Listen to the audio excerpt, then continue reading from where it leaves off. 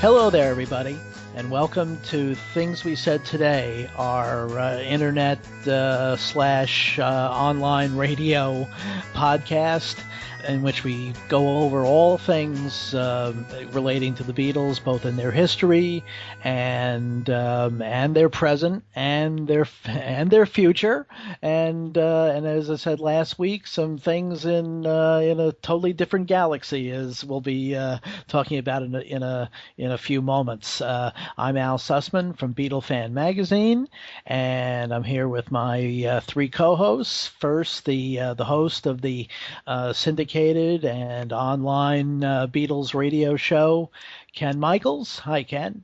Hi, Al. Hi, everybody.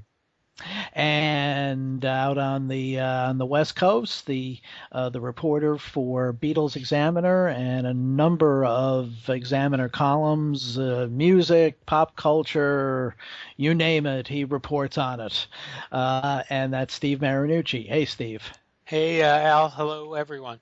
And our resident musicologist, a longtime contributor to Beatle Fan Magazine, a very long-time contributor and reviewer for the New York Times, mainly in the classical music realm, and now doing reviews and all kinds of other things for the Wall Street Journal and various other publications, and that's Allan Kozinn. Hey, Allan. Hey, Al, and being a stickler for detail, I thought I might mention that Ken's show is called Every Little Thing. You know, right? I thought, wait a minute, I didn't say the name of the show. Didn't say the name at all. And Ken, Thank you, Alan. But anyway, so hi, Al. Hi, everyone. Let's all correct Al all throughout the show. Good idea. Very good idea, which happens more and more as one gets a little older. Yes, that happens on almost a daily basis. But it's also the voice of experience. Yeah, or something like that. I thought I was the oldest one in here. No, I guess not. No, I've got you by about 3 years. No, about 2.5 years. Yeah, okay. Ken's still the baby of the... Ken's still the baby of the group, right? I'm the George of the group. Yes. But I'm not the quiet one. Yes. Yes, hardly. Whoa. This is great. Let's do it. All right. That's what we got to do. That's going to be our topic one week. Which Beatle we are. Oh, my God. Actually, right. that's actually a good topic. Coming to a... Never mind. Go ahead, Al. I'm sorry. Well, let's see. Bringing it back to some sense of decorum. Before we get into our topic, which will be actually is a continuation of our sort of fantasy show from last week. Speaking in the realm of fantasy, there was a lot of conversation this week regarding a set of 78 RPM discs. And as our resident collector and expert on auctions and things like that, Steve can kind of fill us in on that. Well, we're actually only talking about one disc. Omega Auctions in the UK is auctioning off a 78 RPM disc. It's just a single disc, like I said.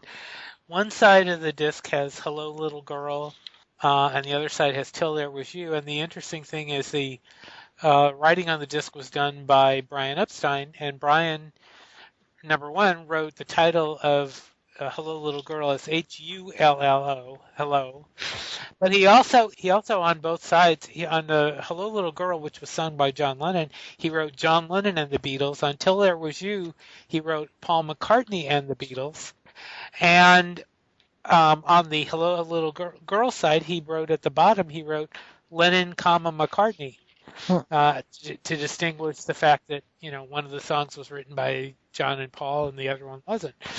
But as often happens with these things that get auctioned, so many times you hear the words Holy Grail described as, these things being some kind of a Holy Grail thing in regard to the Beatles. And in this case, you can't deny the fact that this disc is historical because it was used by Brian and was given to George Martin for the to get him to look at the group. The tracks, however, are not one-offs. They were the Decca edition tracks, which Hello Little Girl was on Anthology 1, Until There Was You was bootlegged. So just about everybody listening to this show has heard those songs. And I mean, there's no denying that like I said, that the disc is historical. It is. And it would be great to have it in a museum, or maybe Sir Paul will go for this himself for historic reasons. I don't know. Or what's funny is that they're only estimating it's going to sell for £10,000, which I think is way low. That's about almost $14,000. Yeah, it's sort of a cheap Grail as Grails go. Yeah, to be the one that the French guy in the castle in Monty Python's Holy Grail has, Right. We've already got one. Right. The interesting thing about it, though, is the provenance of it. It was owned by the keyboard player for Jerry and the Pacemakers, right, who covered Hello Little Girl. So, we can clearly see what happened. George Martin had the disc. He gave it to the group to learn the song. And also on the labels of these discs say that, they were cut at the HMV shop. And so that's also part of the, Beatles story, as we've heard it told a gazillion times, that Brian took the audition tapes, went to the HMV shop and had them cut into discs. I don't think anyone has ever seen these discs before. I mean, I've never seen a picture of them. So now we have a picture of those two sides, which is a nice thing, I think. I love the part on the label. It says public performance prohibited without license, and it also says made with high fidelity recording equipment. Yeah, but not from the snippet we've heard. Right. Yeah, the snippet the BBC played it, and in fact there's a video of it out there, which I blogged the other day, which is way too fast. But if you slow it down, it's definitely the Decca Editions tape. But it's still, it sounds nice with the with the little crackles there. I think actually, that sounds pretty cool. Of course, who is it that calls things like this the Holy Grail? Auction houses. They do that all the time. Really? They're always, they always oversell these things. I mean, I've written up auditions not only for the Beatles stuff, but for Elvis and all sorts of things. And there's a lot of that term Holy Grail gets bounced around a lot, and you just kind of have to ignore it. It's just go past it and look at exactly what is being sold. And in this case, like I said, there's no denying the historical value of this disc, but the songs themselves have been around. I wrote about an acetate a couple years ago that had an previously unknown version of What Goes On that wasn't even sung by Ringo. That I think it was sung by John, and I had people writing to me going, "Please don't write about this. We want to buy it so we can do something with it." And it only sold. I looked it up the other day. It didn't sell for that much. So but it's disappeared. Whatever's happened to it, God only knows. So as far as we know, there were acetates made of all 15 songs for the Decca recordings. Do we know that for a fact? That's always been the story over the years, and I don't think Mark Lewison debunked that. Allan, you were talking about that. Is that? I mean, I don't recall reading that. I mean, I don't remember seeing that detail, but it's always been spoken of more vaguely. Like he had the audition tape. He went and had it cut into discs. Whether it was all of them or not, I mean, I don't know. I mean, unless there was a performance that they all particularly disliked and asked him not to cut, I don't see why he wouldn't have cut them all, really. It makes sense, though, that he would have, because, for reference sake, for his, I mean, because at that point he was, he didn't know who was going to sign them. So it does kind of make sense that, I mean, if you were managing the Beatles at that point, wouldn't you make copies of all of all those songs. I mean, I think I would. Especially since that or was maybe all... I would have made copies of what I thought were the best ones. That would help really sell them.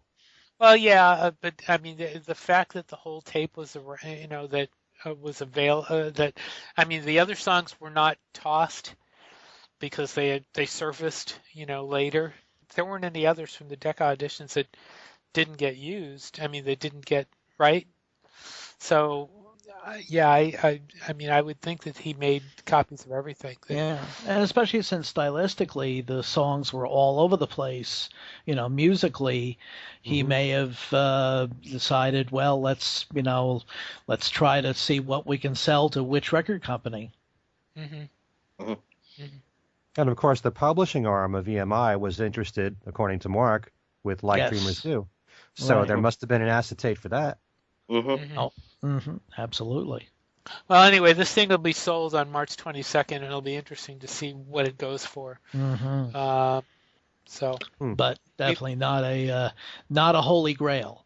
No. Or at least not a Monty Python holy grail. Yes. Very true. For it to be a holy grail, it has to be something that's really sought after.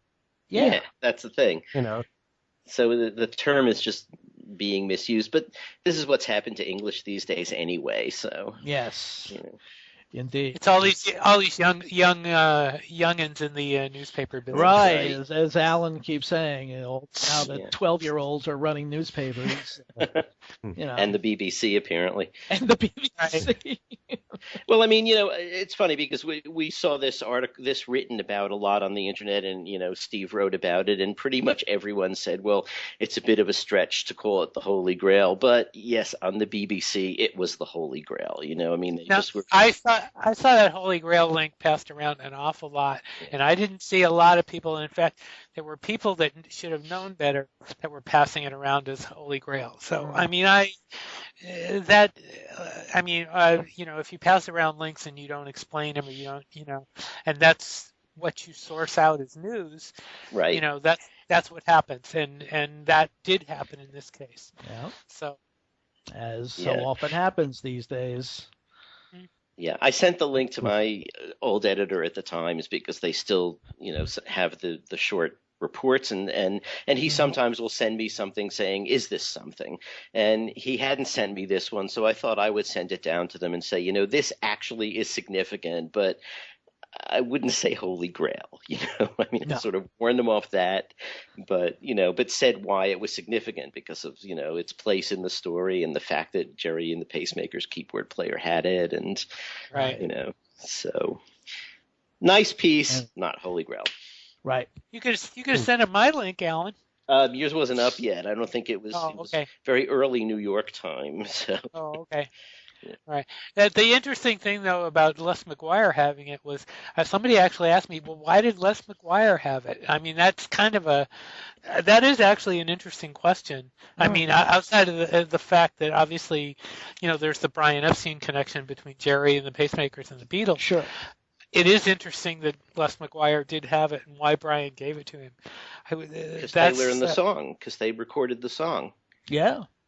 That's true. Oh, okay. And it could be that George Martin gave it. It could be that Brian had given it to George Martin and George Martin gave it to the Pacemakers. It's, we don't know totally what the story is, but there is a lot of links there. No, he says McGuire says he was given it by Epstein. By Epstein, okay. Yeah, it's possible that each member of the group had gotten a demo, and Freddie Marsden is gone, and we don't know where Les Chadwick hasn't really emerged in a long time, and I don't know if Jerry still has his. Mm-hmm. Yeah, I don't know. Yeah, who knows? So. It's very interesting, but definitely not a holy grail. So why don't we go on to our to the main event? This is a continuation of as it was labeled our fantasy show from last week, in which what we did was we decided to do some speculating and fantasizing in a sense of people that we would like to see, people alive or dead from basically any time, not necessarily contemporaneous of any of the Beatles, that we would like to have seen them work with in their post-Beatles career, either as collaborators, as perhaps songwriting partners, perhaps producers, whatever.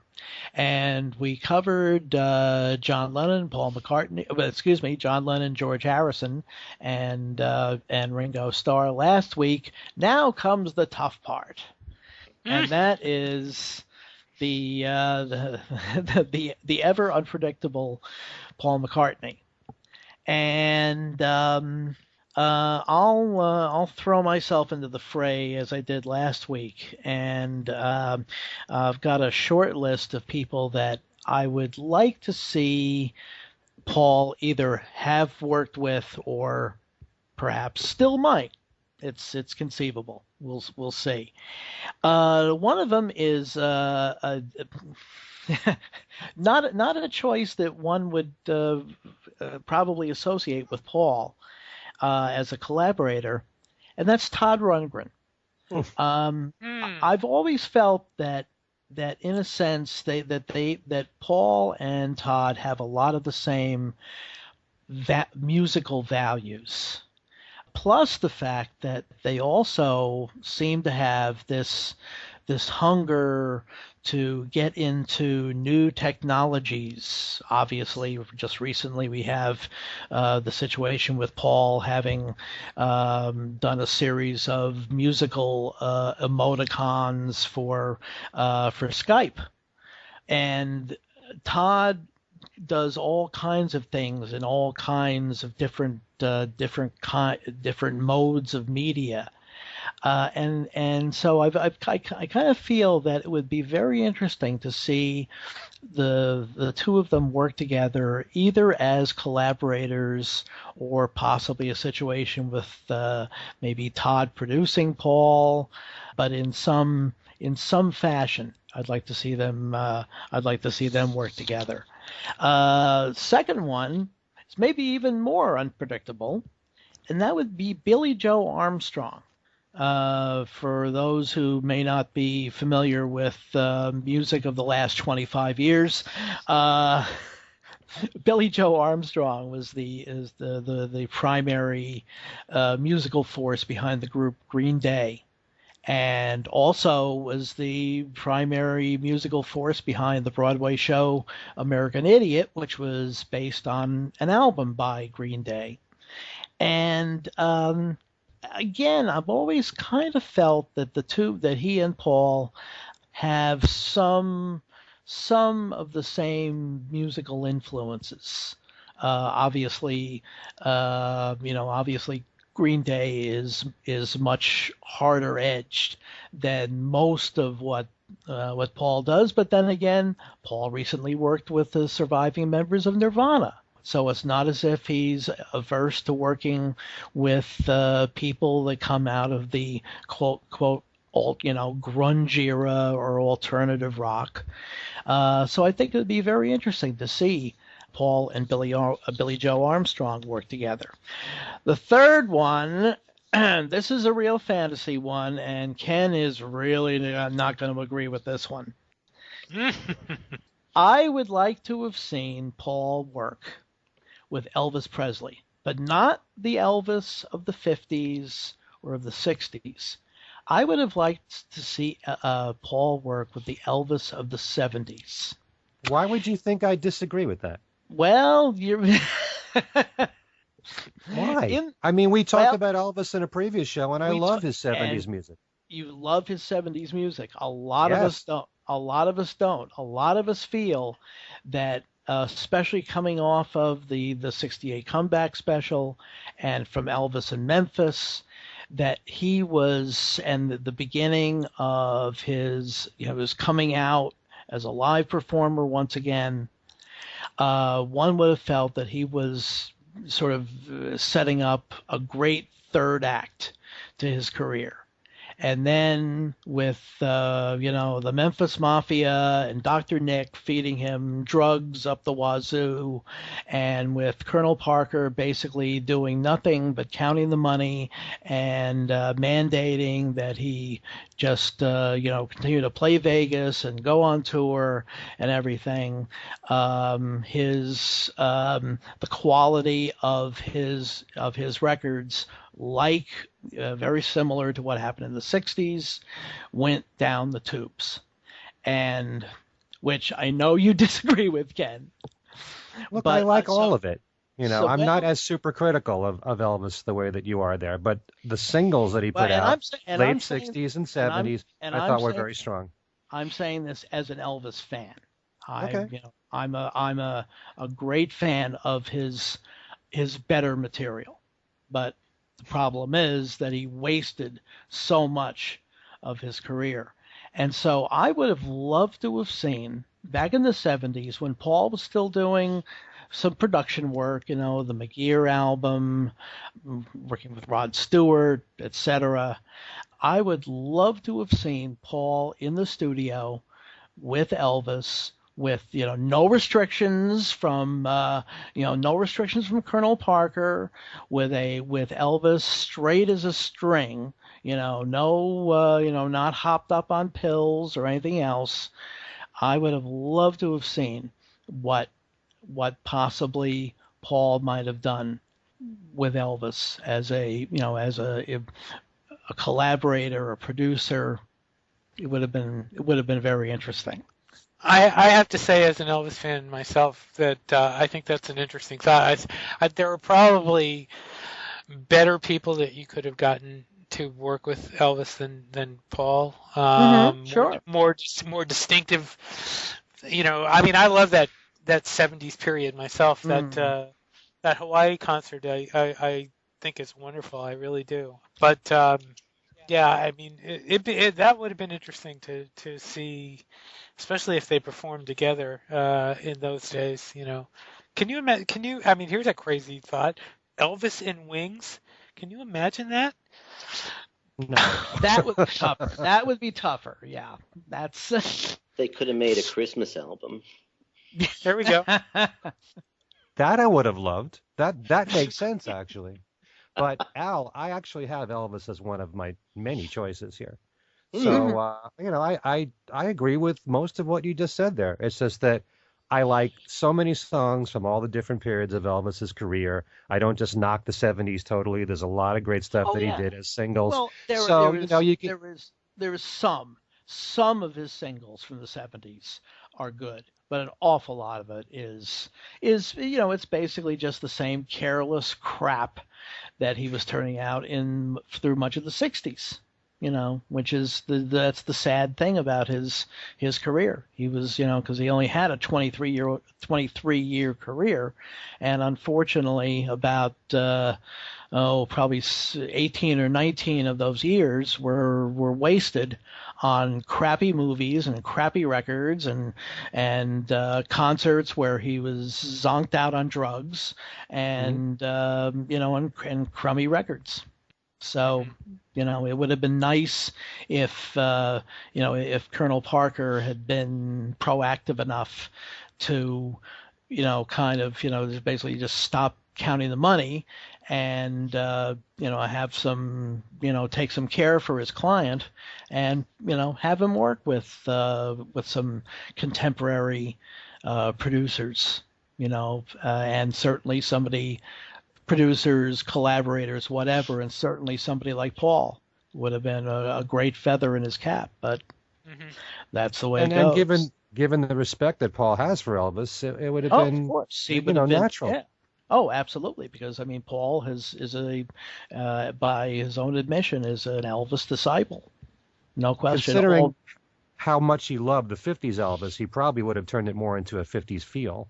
Probably Elvis. Because he has said that basically he really kind of went off Elvis by the early 60s, the post army Elvis.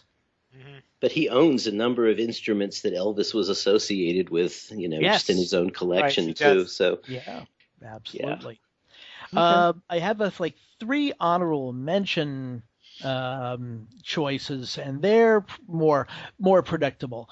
I think each of us has mentioned Carl Perkins in respect to one or more Beatle, and certainly I would have loved to have seen Paul do more than the one track that was the 1 or 2 tracks that have been released of him with Carl. It would have been really nice to see them do an entire album together.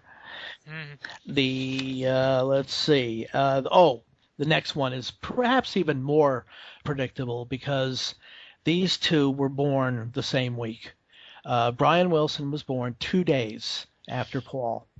And I've always said I absolutely defy anyone to give me the names of 2 musical composers, and Allan, I'll even take classical composers, 2 that were born in the same week that have had the kind of impact on the musical world that Paul McCartney and Brian Wilson have had, and you can tell when they're together that there's a kind of a special bond.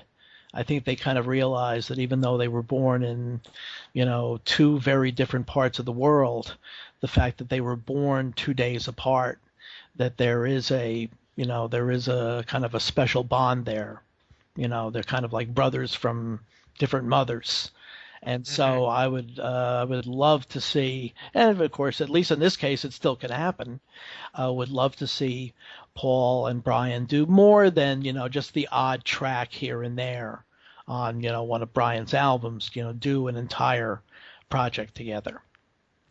And the last one is a curveball. As we know that Paul has over the years sometimes had difficulty with producers, because of the fact that, let's face it, he has an artist temperament, and he has his own way of wanting his records made, and et cetera, and so sometimes has clashed with producers. George Martin was obviously an exception because of the fact that they had so much history together. They were able to mesh well as as producer and artist, even in the solo years. But one producer that, especially given that Paul has again has a fondness for contemporary music and things that are more than just rock and roll, that he's his influences musically are very wide ranging. I think if Paul went into the studio with Quincy Jones, I think they could make magic together, in a musical sense. I think that would be a match made in heaven, because knowing that Quincy's own resume is so wide ranging and so large. I think he has the gravitas that, let's face it, this is the man who at the We Are the World session, said, leave your ego at the door. And perhaps he might be able to have Paul do the same thing. So I would love to see Quincy Jones work with Paul in a producer artist environment. I love that suggestion. I think that's fantastic. I think all your suggestions are really interesting. Thanks. Appreciate it. So those are my suggestions. Now, how about Ken? All right. You want my top 3 first, or you want all the honorable mentions? Because I got plenty of them. Whatever you got. All right. Let me do my top 3, but I got to tell you, for the number 3, I got 3 artists who were all tied, and I really had a tough time picking which one ranked the highest. I put Burt Bacharach in there, because Burt Bacharach, to me, is one of the greatest songwriters of all time. He's a master of melody. He's done so many great things. in terms of melody arrangement, very odd melodies and odd chord changes and intervals, and he's known so much for that. And Paul has done a lot of that on his own too. Mm-hmm. But just like Elvis Costello worked with Burt Bacharach, I'd like to see what would happen if the two of them worked together. I think that it would stretch Paul creatively a bit more, and both, it would be a mutual thing.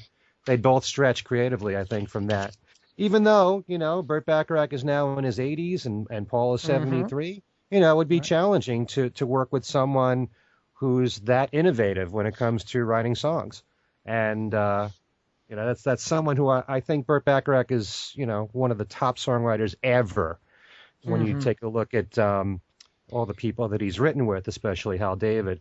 Another person that I put on the list is someone that I'm shocked that Paul has never worked seriously with, considering his whole history with the Beatles, and that's James Taylor.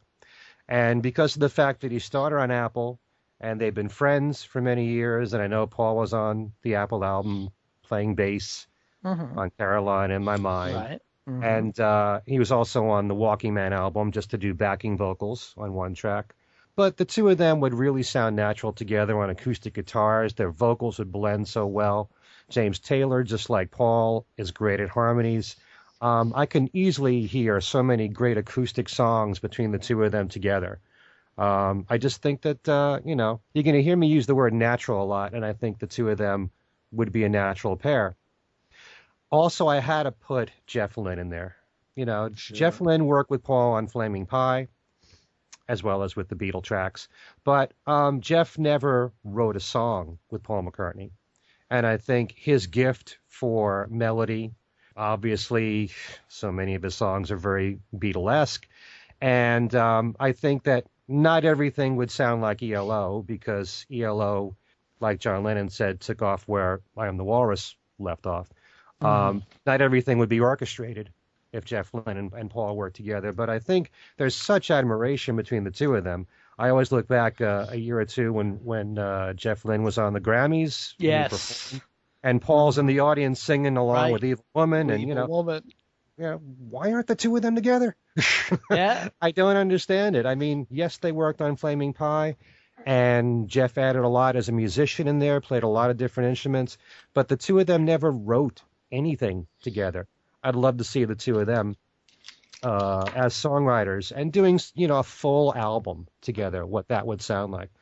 Second on my list has to be Barry Gibb. And the reason why I put Barry Gibb in there is because I have such respect for the work of the Bee Gees, what all the brothers wrote.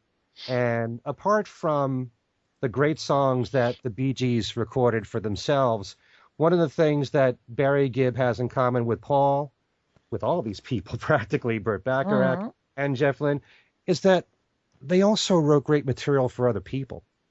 Right.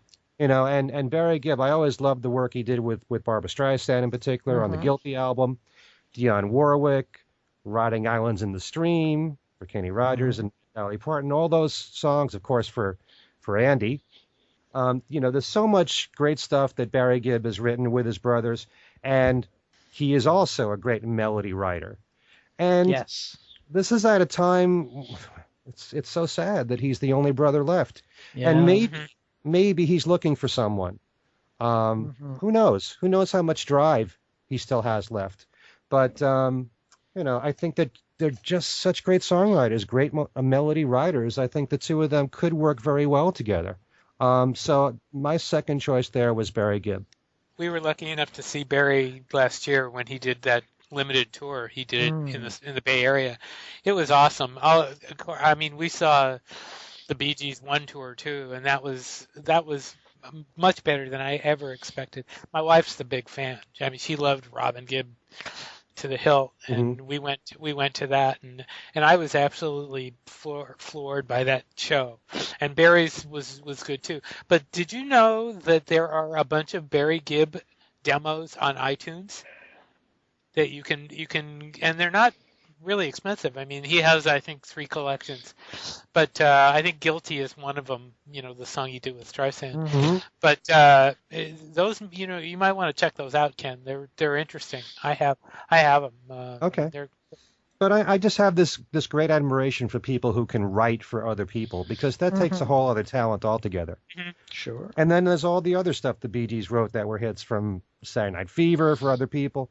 So Barry Gibb is my number 2 choice. And of course, the Bee Gees, heavily influenced by the Beatles right there. Sure, of course. Number 1 is so easy. I don't even have to think about it, and that's Stevie Wonder. And even though Paul worked with Stevie on Ebony and Ivory and What's That You're Doing on Tug of War, I'd like to see them seriously make a whole album together, write the songs together from scratch, make them close to 50-50 collaborations. They're both so innovative, the two of them, as musicians and as songwriters. They both can play every instrument that you need on the recordings. They've made albums where they play all the instruments. There's so many similarities there between Paul and Stevie Wonder. And Stevie's also one of the greatest melodic songwriters ever, and also very versatile, very eclectic musically. I could see Paul singing along with a Stevie Wonder ballad. I could see Paul singing along with a reggae song that Stevie Wonder wrote. The two of them would be so natural together, and I know they have so much respect for each other. I just don't know why the two of them never, sat down. If they spent a couple of months together in the studio, can you imagine what those two minds would come up with together? A whole album of Paul and Stevie Wonder, I could go for that. I don't think anybody was more excited to hear that those two were working together when I heard about Ebony and Ivory. And I love that song. But still, they didn't write it together, and they sound great together vocally. And, I just think the world of both of them as musicians and as songwriters. And Stevie Wonder can play every instrument just like Paul. You should check out online how great a drummer Stevie Wonder is. Yeah. It's not the thing that you see normally, because you used to seeing him, playing the keyboards in most cases. So, Paul and Stevie are just an absolute natural. So I'll very quickly run down the list of honorable mentions with a quick comment for each, because Paul is so versatile that I could see him working with just about anybody. Sure. There are very few people that I would say no to here. But the Everly Brothers, certainly if Phil was still alive, you could say that about John, Paul, and George, because just like I said about George Harrison and Paul Simon together, they're great harmony singers. And I loved when Paul wrote On the Wings of a Nightingale for the Everly Brothers. It was the perfect song for the Everlys. Imagine if Paul had sung with the two of them, or to work with just Don now. Yeah. Billy Joel, definitely. I hear so much of McCartney and Billy Joel's music. Strong melodic writer. I can definitely hear the two of them connecting. Eric Carmen, definitely. There's so many songs that Eric has done that I hear a McCartney influence in particular. Eric Carmen would love to work with McCartney. Yeah, definitely. Elvis Presley was on my list. Brian Wilson was on my list, especially when Brian was close to full capacity, shall we say. Sure. The two of them would have been incredible together, but I'd still have to see them now. Yeah. They did make a duet together a few albums back from Brian. A Friend Like You, and they sounded great on that song. The Finn Brothers, Neil and Tim, known for being in Crowded House. They're a group that we didn't mention in the Beatles show. We should have. A lot of songs from them sound very Beatle-y, and I can easily hear Paul writing with them. Same thing with the Squeeze Guys, Chris Difford and Glenn Tilbrook. Gilbert O'Sullivan. There's someone we didn't mention before, but you tell me when Claire came out, and Alone Again Naturally, it didn't remind you of Paul McCartney. Come on. Except where on earth is Gilbert O'Sullivan today? He's still recording and he's still touring. Really? But he has, he's still alive. Yeah, he doesn't. I think he has a big following, certainly in England, but I think in Japan. There's always talk that he might come here as part of a 70s group of artists in a package show, but that hasn't happened. But Get Down is very McCartney-esque. Ray Charles, I would have loved Paul with Ray Charles. Certainly one of my biggest idols, Carole King. I mean, there is, to me, probably the greatest female pop songwriter of all time, in my opinion. She's written so many great hits. great melodic writer. Would love to see Paul and Carole King together. Chrissie Hynde. There's a band that's very Beatles influenced. Chrissie has the coolest female voice in rock to me. And, of course, she's friends with Paul, was friends with Linda. Right. Little Richard. Who wouldn't want to see Paul with Little Richard? It's like John with Chuck Berry. It's just, it's a perfect pairing of a 50s rocker. Imagine if the two of them were together and they wrote 50s style songs, much like what Paul did on Run Devil Run. And, the two of them sang together with those screaming vocals. Wrote original songs, except what? Except that you probably want a younger Little Richard. Not Richard now. Right. Right. Can I mention something really quick? Gilbert O'Sullivan has just released a single, and he is on tour in England as we speak. In fact, he's playing Birmingham tonight as we're taping, or today. He was playing Birmingham today. Oh, okay. And he played. And if I could ask one question about one of the names on your list, Eric Carmen. Yeah. Do you think maybe in a sense Eric is maybe a little too McCartney-esque? That's possible. That you'd have basically two Paul McCartneys, rather than Paul McCartney and then someone to kind of musically counterbalance against. It's possible. Yeah, I'm just thinking in terms of what they would come up with melodically. I don't care if Eric's very close to Paul. I just think, if you like both their music, both of them, that they would blend well together. Yeah, I mean, if you think about songs like All by Myself, Sunrise on the first Eric Carmen, Great Expectations, which is right out of the McCartney playbook.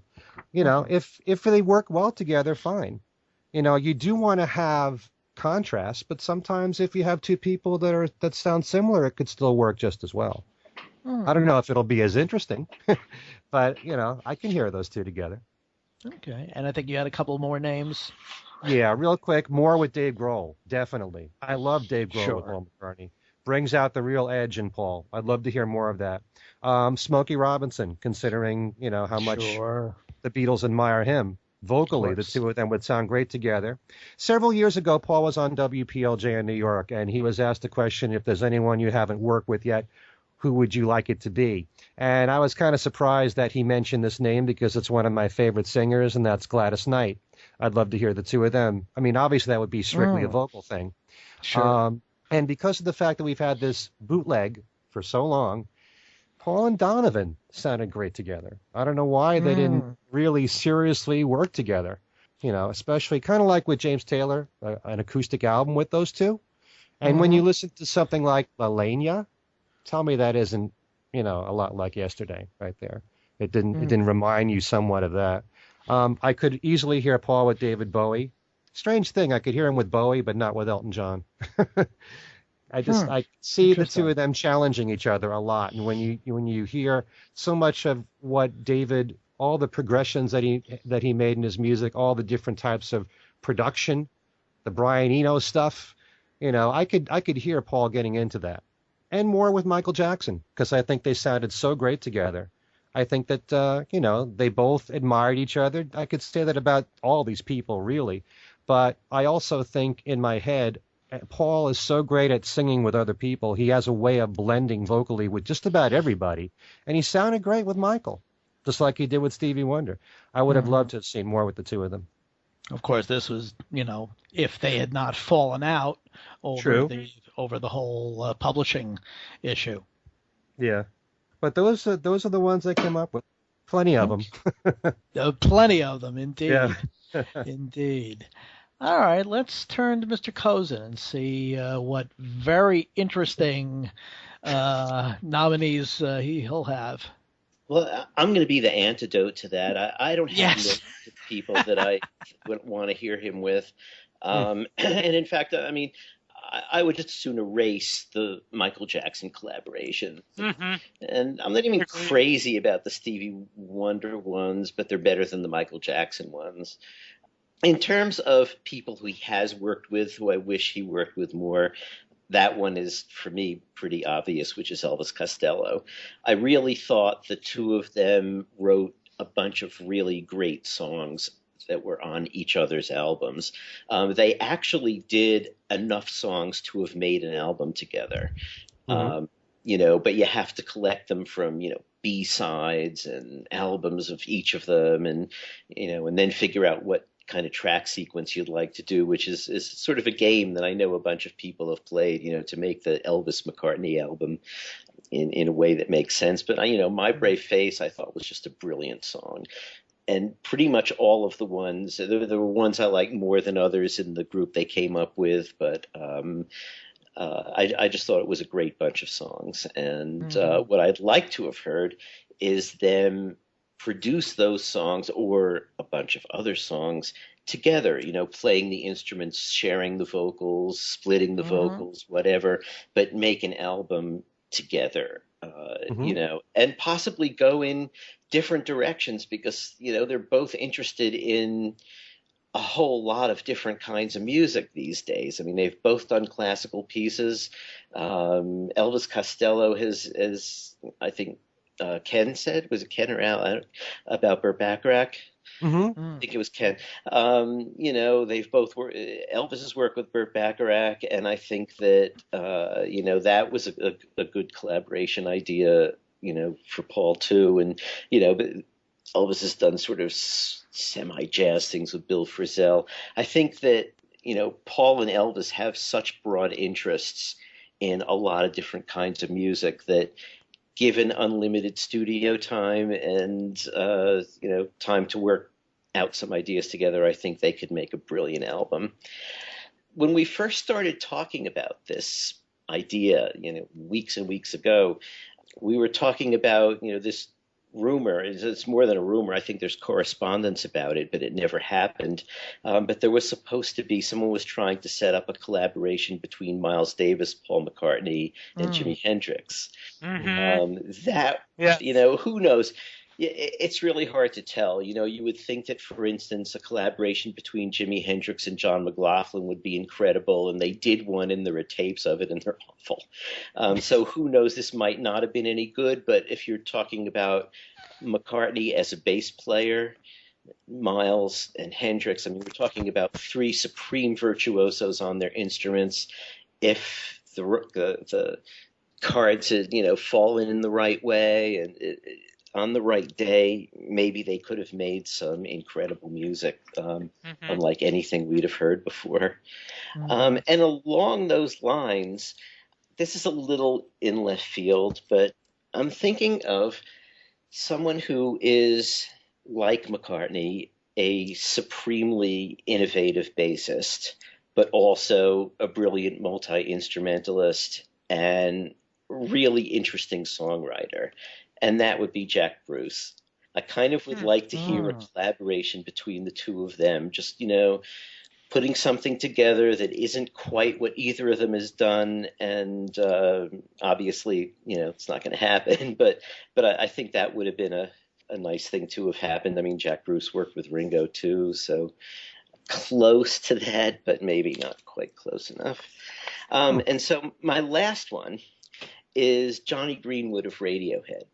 Johnny Greenwood, like Paul, also has done classical music, but he's done more out on the edge avant-garde classical music than Paul has. When Paul's done classical things, they've always been kind of timid in a way. I mean, he's done some beautiful, beautiful stuff, but it's really stuff from decades and decades ago. The last piece that he wrote for Linda, the Latin one, was Echo Cormeum, I think it was called. That was basically a turn of the 19th, 20th century Victorian English piece. And so he's really good at listening to a style and mastering it and, coming up with something that's going to work. And I liked Liverpool Oratorio because it was basically song forms, elongated song forms, and song forms are something he can do. And there was some beautiful stuff in it and all around. But what's always bothered me about his classical pieces is that he was the one who was bringing in the tape loops when they were doing Revolver. He was the one who was listening to Luciano Berio. He was the one who was giving interviews where he mentioned Stockhausen and, Gesangter Junglinge, which is one of his, incredible electronic music pieces. And I kind of always felt that when Paul did classical music, it should be up to the minute classical music, not 19th, early 20th century classical music. Johnny Greenwood is doing that. So I kind of think that if the two of them were to collaborate on a classical project or a rock project, because he's sort of out on the edge of rock music too. And I really kind of think that, again, as with Jack Bruce, as with Elvis Costello, here are a couple of guys who are interested in a whole lot of different kinds of music and are very, very inventive people, and left to their own devices could probably come up with something really different, that we haven't heard before from either side of the collaboration. So that's the kind of thing that I was looking for when I was piecing these collaborations together. And so I don't have that many of them. I'm going to agree that Paul and Brian Wilson would be really interesting, and a lot of other, of the ones that Ken mentioned and Al. But I just wanted to focus on these ones that would sort of push the envelope a bit. Yeah. And of course Paul has a history of kind of musically pushing the envelope with, the Fireman, with the Liverpool Sound Collage, right, et cetera, et cetera. Yeah, that's true. Paul is a fan of Radiohead, I've heard. That's right. Well, and he pinch one of the. He worked with Nigel Godrich. Yeah, right. Yeah, right. So I don't know. I think that would be interesting. I thought that I heard that he asked Tom York from Radiohead to collaborate with him, but he turned him down. Somebody turned him down? It's possible. Wow. Yeah. Wow. Because I think he asked the wrong guy. He should have asked Johnny Greenwood. Probably. To me, Johnny Greenwood is the more interesting musician. Tom York is the front guy, but he's too busy whining. Johnny Greenwood's doing the music. That's just my opinion. Just curious, what did you have against Paul with Michael Jackson? It's too poppy for you? Yeah. I don't know. It just wasn't the kind of music I really liked that much. So, it was a little, to me, more Michael Jackson into the equation than Paul into the equation. I mean, they're okay. They're okay. I mean, I don't know. Girl Is Mine I really didn't like very much, and that was on Jackson's side of it. Say they wrote together. Say was, I don't know. It's one of those things that sometimes sounds good and sometimes sounds irritating, but it just seems to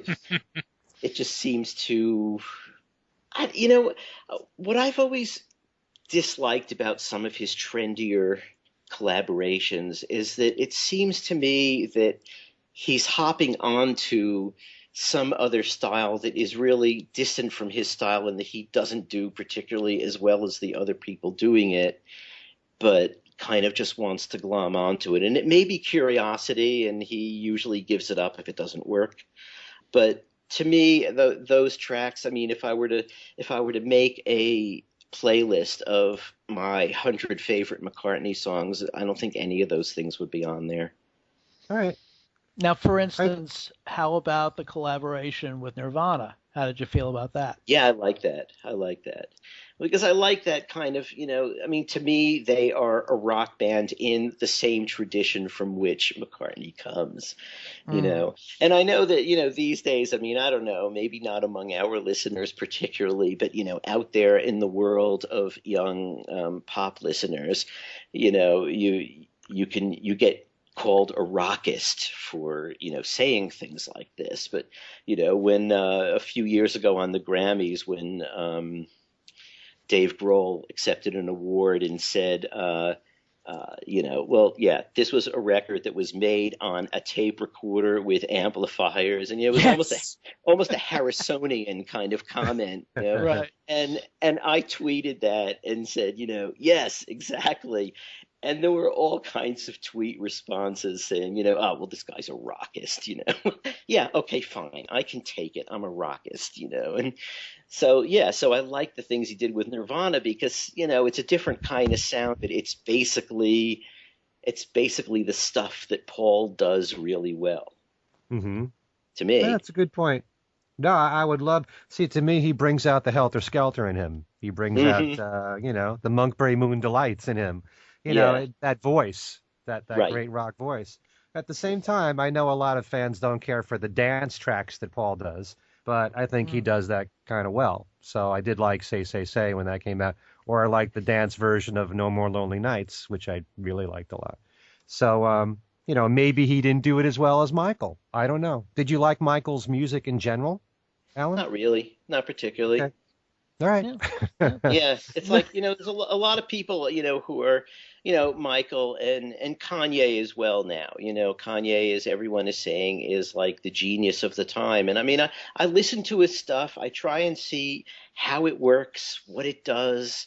I see some interesting ideas in there, but I mean, I just don't see the genius of the time thing. And I didn't see it for Michael Jackson either. To me, these guys were like several drawers below, the Beatles together or solo. I mean, they're several drawers below Ringo. I don't mean to sound mean about Ringo, but. Oh, okay. Interesting. All right. Very interesting. And last but not least, why don't we hear from Mr. Marinucci? You mean it's my turn now? I really? think it's your turn. Hey, sometimes you go first. I know, that's true. Well, actually, I've been sitting here writing down some ideas while you guys have been chattering away, and I did come up some. I think I'm going to out-cozen Mr. Cozen. Oh boy. Okay. Oh boy. Let's see. I'll do this kind of stylistically. Basically, all right. First of all, I put down a bunch of old rockers. Little Richard, of course. Fats Domino would be another. Jerry Lee Lewis would be another. Roy Orbison would have been interesting to see to see the two of them work together. And then I got into British invasion stuff. I thought of Elton John, of course, The Who. Can you imagine Paul McCartney singing with The Who in their heyday? Yes. Singing with the Rolling Stones in their heyday? That would have been doing his, real rock voice. That might be a little harder to think of, but I think that would have been there's something to think about. And then getting a little more modern, Paul McCartney and Prince. Yes. That's another interesting thing. That I could see because Prince is also in that rock tradition. I think Paul said he wanted to work with him. Okay. And then I went back a little bit. Paul McCartney and Frank Sinatra. He did write Suicide for Frank Sinatra, but I would have liked to have seen the two of them together. I also thought of a couple of doing more with Denny Lane again. I would love to see them work together again. It probably will never happen, but that would be kind of cool. Another person would be Emmett Rhodes. I've heard the new album. It does not sound very McCartney-ish, but it as much as the old ones did. But that would be kind of interesting to see what they would do. And then I got a little crazy. We mentioned Aki Takahashi in the Beatle cover show. That would be interesting. Paul Horn. Can you imagine, Alan? Can you imagine him and Paul Horn working together? Interesting. Yeah. Yes. Maybe John. Elaborate on that. Paul Horn did a series of albums where he played a flute inside buildings. One of the ones he did was called Inside. If you're into New Age music, check out Inside. It's one of the best New Age albums there is. He played a flute inside the Taj Mahal. And if that sounds weird, I mean, just the idea of playing this kind of New Age flute or doing this kind of stuff with McCartney was interesting. What would McCartney be doing? Probably vocalizing, I would think, doing, I mean, we don't know what Carnival of Light would have sounded like, but I can just imagine him doing, maybe doing some kind of Yoko kind of noise, kind of that kind of vocalizing type of stuff. I know a lot of people are probably cringing now going, what the hell is he talking about? But I can just see Paul experimenting. I mean, we do know Paul did 20th century, avant-garde stuff. I mean, there are a couple of books out there about that. So, and like I said, he did do Carnival of Light. And I also even put down, although I can't imagine how it would work, John Cage. And then two other things hit me. Everybody has always been very critical of the Kanye West collaborations, but he really didn't do much in those. I wonder what it would be like if he actually did something in a kind of a rap collaboration, not necessarily with Kanye West, but with somebody that he really had to do something with. And then finally, I've been listening to Yes, I'm a Witch Too, Yoko's new album, and I'm wondering what would it be like if Paul worked with various people and remade some of his songs into dance mixes. The new album has all sorts of different people. Sparks is one of them, but that's really the least of. Sparks is really one of the most accessible of all the people that she works with on Yes, I'm a Witch Too. But what if Paul had remade his older songs with modern artists like that? How would people like that? It would be. I mean, it'd be a very interesting. It'd be really stretching his art quite a bit, and it would be an interesting thought. I mean, Yoko's been doing it for a while now, and the dance mixes have been very popular. I'm not saying to necessarily do dance mixes, although that's probably what would end up, but it would be interesting to see if he would do something like that rather than go down the road with Kisses on the Bottom like he did, doing older songs like that. What if he took his old songs and remade them again? I don't know. Well, that's an Go ahead. I suppose some people could say that he's been doing that for quite some time anyway, with the youth remixes that are played over the the PA prior to his concerts. Yeah, that's a good point. So this would be kind of an extension of that. Mm-hmm. Yeah. I mean, if he actually made an album, put him out on an album. Yeah, you're right. No, that's a good point. I didn't even think about that. But yeah, I mean, how would those come across if he put those out commercially?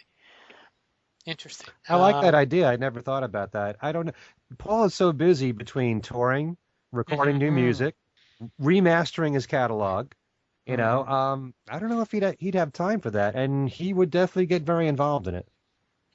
Yeah, you're right. I don't know that he would actually let somebody do it, although Yoko doesn't do those. Those are all done by other people. So yeah, but she approves it. I was going to say she has to at least do that. Sure. But I can't imagine Paul just saying, "You guys do what you want to do, and I'll just sign off on it." Yeah, that's well, he'd say, you do what you want to do, and if I like it, I'll put it out on the album. Right. It's possible. Right. Yeah. Never say no with him. He's pretty open-minded to so many ideas and new technology. So I think that actually just hit me in the last 15, 20 minutes. But yeah, I mean, I think that would be. And also, I also mentioned Yoko. Working directly with Yoko again. That's probably not going to be. That's probably going to be not real popular with any Paul fans out there, or my fellow co-hosts. But I wouldn't mind. Really? Yeah, no. I don't. I wouldn't mind. They did one track together that never really came out. Hiroshima. The Sky is Always Blue. Yeah. Which really wasn't all that. I mean.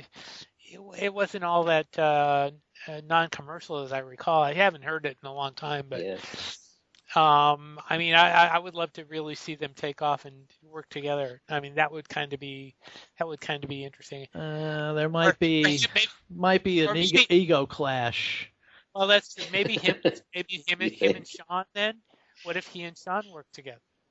That would be him and Ghost of Saber-toothed tiger. Tiger. Yeah, No. I shy away from any of those, having having any of the, the Beatles work with their kids, that kind of thing. I Yeah. really. I mean, I don't have any of the Ghost albums, but I mean, just the fact that it's not him working with a Beatle kid, it's him working in a kind of a different, in a different area, different musical area, and that's what Sean's doing. I'm not looking at it as a Beatle kid thing. I don't think I did not mention James McCartney specifically. I do not want to see him work with James McCartney. I'm not a big fan of James McCartney's stuff actually, and the new song I've heard, I don't particularly care for it, but I think that would be. And now, who knows? Maybe even Danny. I don't know. Danny would be a little far afield, I think, for Paul. Let me just say a few things about this, because Yeah. Al, you just said you're not a big fan of a Beatle working with his son, and yet in our Right. last show you Yes, mentioned I George know. working with Danny. Yes, yes. I was going to ask the three of you, since nobody ever said John with Julian, or John with Sean, or Paul with James, or Ringo with Zach, why nobody thought of that. If we're okay with George and Danny. I would say Ringo and Zach, because they did work together, actually, on stage. I mean it more in the studio, something, a collaboration maybe as songwriters, as musicians together, working on, say, an album, as opposed to one song, a one-off thing, something more serious. I would be fine with Ringo and Zach. I wouldn't have a problem with that at all. But no one would mention John with Julian or John with Sean. Every Beatles son is very different in their musical styles. I think if John had lived, I think he would have definitely done something with Sean, not with Julian, because of Julian's, pseudo John style. I don't think he would have gone that route. What do you mean pseudo John style?